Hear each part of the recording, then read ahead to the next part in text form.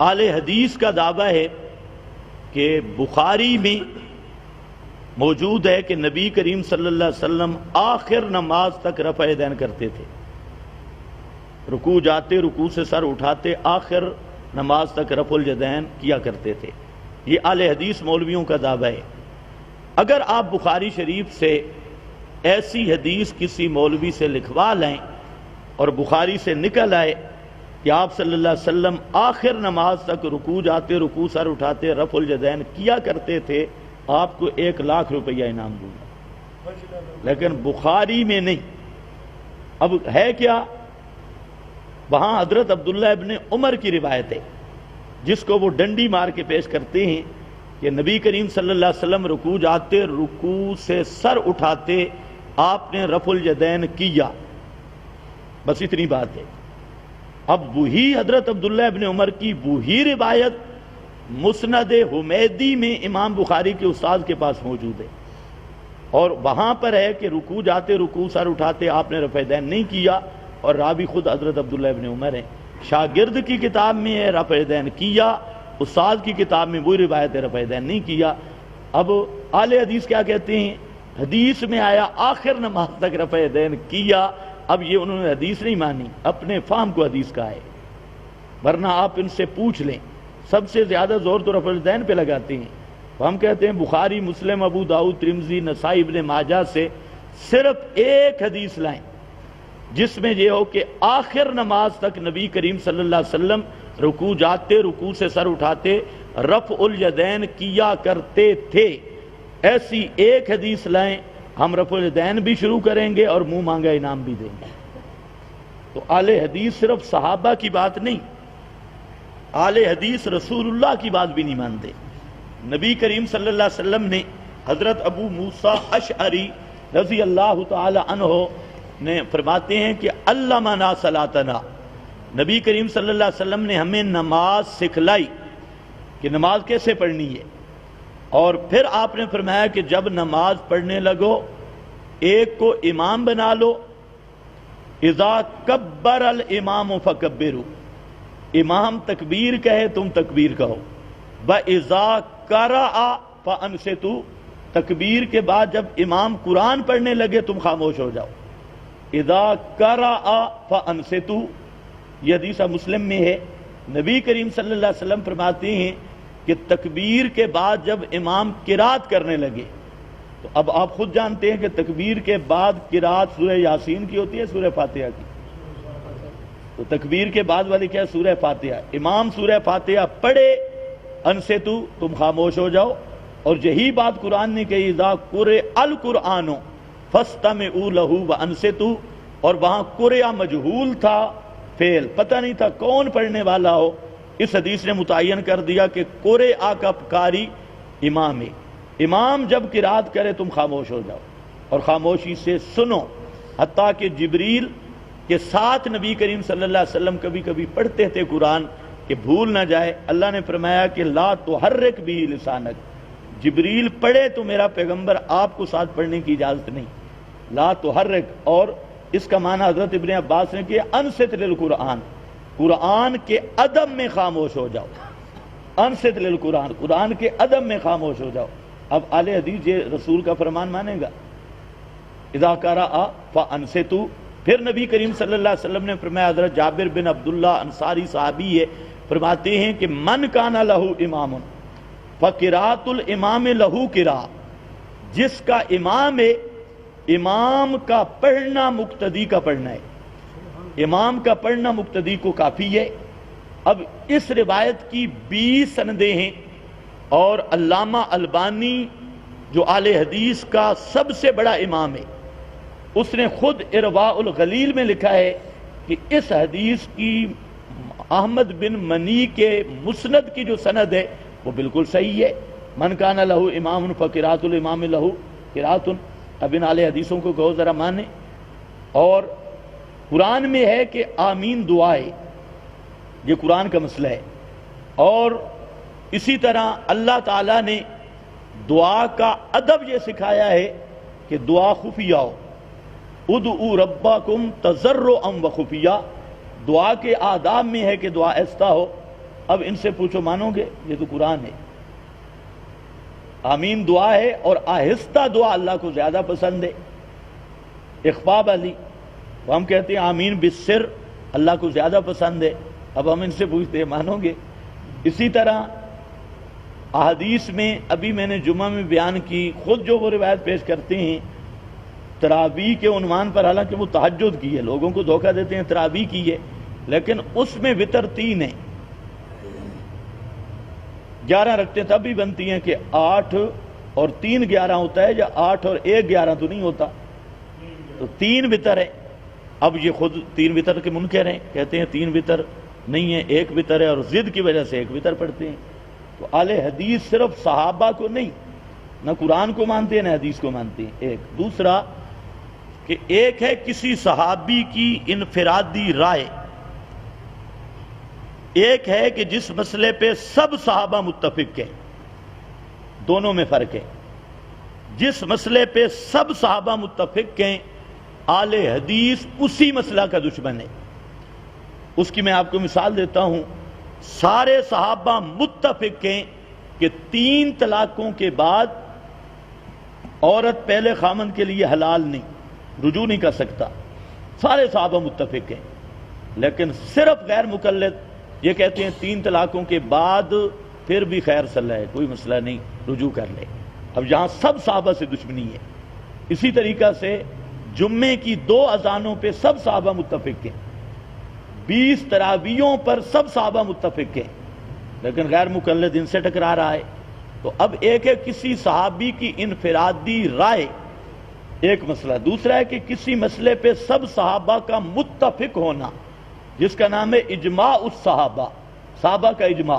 اب جو صحابہ کے اجماع کا انکار کرے تو قرآن پاک نے صاف ذکر کیا کہ میں یشاقق الرسول من بعد ما تبین لہ الہدی ویتبع غیر سبیل المؤمنین نولہ ما تولی ونصلہ جہنم وساءت مصیرا.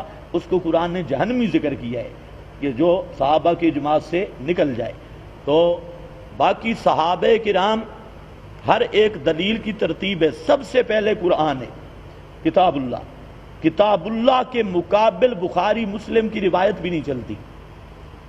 اور اہل حدیث وہی ہوتا ہے جس کا قرآن پہ ایمان نہیں. آج کل کا جو اہل حدیث ہے اس کے سامنے بخاری مسلم کی روایت پیش کرو اس کی طرف دوڑے گا، لیکن کتاب اللہ کی طرف آنے کے لیے تیار نہیں. مثلا قرآن کا مسئلہ یہ ہے کہ مرنے کے بعد کوئی کچھ نہیں سنتا. غیر مقلد سب کہتے ہیں کہ مردہ جوتوں کی آڑ سنتا ہے.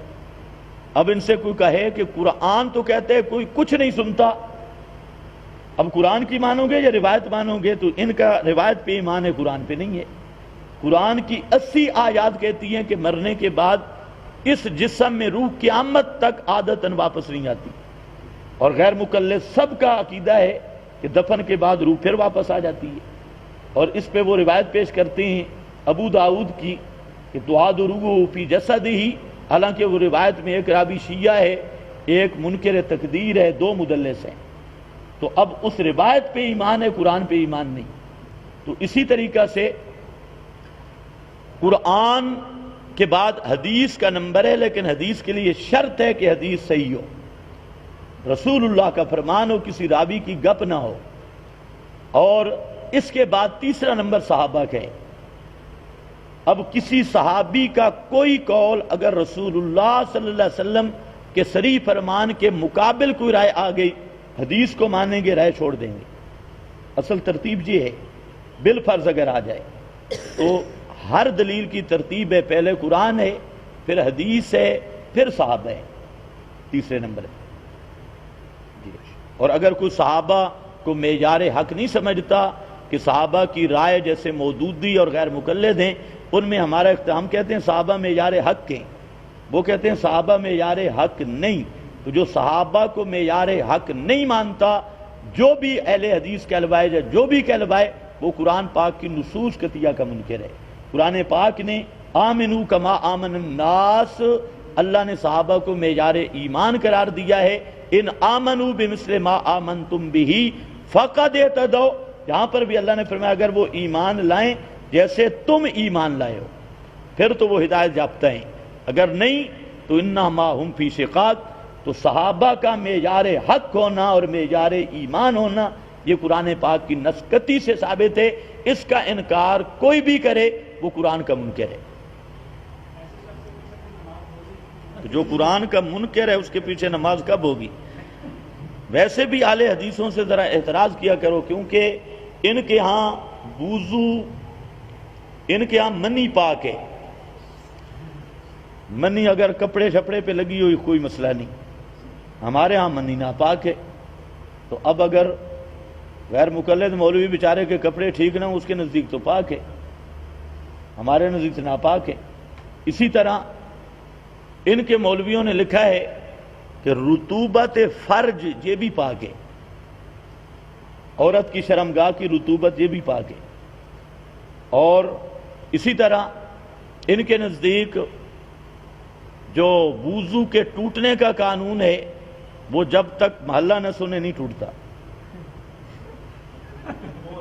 تھوڑا بہت کچھ ہو جائے، کچھ بھی نہیں، ایسا سے ہو جائے، جب تک کوئی سنے نہیں تو اس وقت تک وضو نہیں ٹوٹتا. تو ہو سکتا ہے وہ غیر مقلد بیچارہ اس کام میں لگا ہوا اور آپ پیچھے نماز پڑھ رہے ہوں. تو ہمارے نزدیک تو خروج النجاست من بدن المصلی مطلقاً، اگر بدن کے کسی حصے سے بھی نجاست خارج ہو تو وضو ٹوٹ گیا پورے بدن میں سے. ان کے نزدیک اور بہت سارے خون نکلے وضو نہیں ٹوٹتا، اور ایسا سے ہوا نکلے وضو نہیں ٹوٹتا، اور بہت ساری چیزیں ان کے نزدیک وضو نہیں ٹوٹتا، تو وہ ویسے بے وضو. اور سب سے بڑی بات ہے کہ غیر مقلد کا ایمان قرآن پہ نہیں. اگر کوئی ایسا اہل حدیث ہو جو کہے میں قرآن کو ترجیح دوں گا اور روایات کو قرآن کے تابع کر کے مانوں گا، تو پھر ہمارا اس کے ساتھ اختلافات فروعی مسائل میں ہے. اور اگر کوئی روایتوں کو ترجیح دے قرآن پر تو ایسے اہل حدیث کو ہم بالکل گمراہ اور بے ایمان سمجھتے ہیں. اس کے پیچھے قطعاً نماز نہیں ہوتی.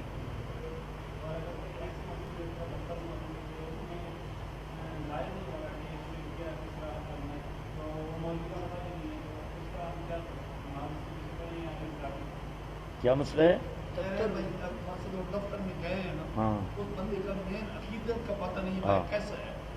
اس میں قانون سمجھ آ گئی. قانون یہ ہے کہ اگر ایسا ایریا ہے جس میں اکثر آبادی موحدین کی ہے، جیسے سعودی عرب ہے، اب سعودیہ میں کسی بدعتی مشرک کی کوئی مسجد نہیں، اور دور دراز تک ہم چلے سعودیہ میں سب موحدین ہیں. جہاں پر بھی امام ہوگا عملی کوتاہیاں اپنی مقام پہ، عقیدہ سب موحد ملے. تو وہاں ہم نے کوئی مشرکوں کی مسجد نہیں دیکھی، وہاں تحقیق کرنے کی ضرورت ہی نہیں.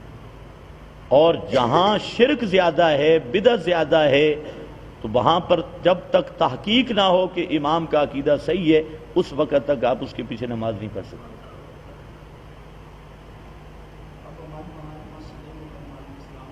کہتے ہیں حضرت عثمان کے دور میں پہلے 2 اذانیں نہیں تھی جمعے کی، حضرت عثمان نے 2 اذانیں شروع کروائیں پھر تاکہ یہ بدعت حسنہ میں آتی ہیں. کون کہتا ہے؟ بریلوی کے. صحابی کا قول اور فعل کو بدعت کہنے والا اصل کافر وہ ہے، کیونکہ قرآن نے کہا من المہاجرین والانصار والذین اتبعوہم باحسان رضی اللہ. اور نبی کریم صلی اللہ علیہ وسلم نے فرمایا علیکم بسنتی وسنت الخلفاء الراشدین. بدعت الخلفاء الراشدین نہیں ہے، سنت الخلفاء الراشدین. تو نبی کا طریقہ بھی سنت، صحابہ کا طریقہ بھی سنت. جو صحابہ کے طریقے کو بدعت کہے اصل زندیق وہ ہے.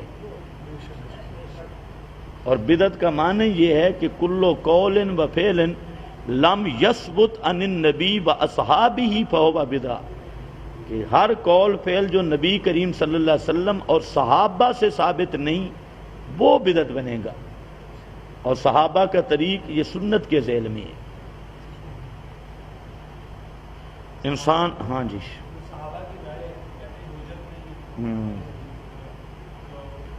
وہ تو کہتے ہیں حدیث بھی حجت نہیں، اہل حدیث کے نزدیک حدیث بھی حجت نہیں، ان کے نزدیک اپنا فہم حجت ہے. اس لیے جو بھی اہل حدیث ہے آپ دیکھ لیں، کوئی حدیث پیش کرے گا اوپر بات اپنی کرے گا اور اوپر سے کہہ دے گا قال رسول اللہ. اس کی میں آپ کو مثال دے رہا ہوں. اہل حدیث کا دعویٰ ہے کہ بخاری میں موجود ہے کہ نبی کریم صلی اللہ علیہ وسلم آخر نماز تک رفع یدین کرتے تھے. رکوع جاتے، رکوع سے سر اٹھاتے، آخر نماز تک رفع الیدین کیا کرتے تھے. یہ اہل حدیث مولویوں کا دعویٰ ہے. اگر آپ بخاری شریف سے ایسی حدیث کسی مولوی سے لکھوا لیں اور بخاری سے نکل آئے کہ آپ صلی اللہ علیہ وسلم آخر نماز تک رکوع جاتے، رکوع سر اٹھاتے، رفع الیدین کیا کرتے تھے، آپ کو 1,00,000 روپیہ انعام دوں گا. لیکن بخاری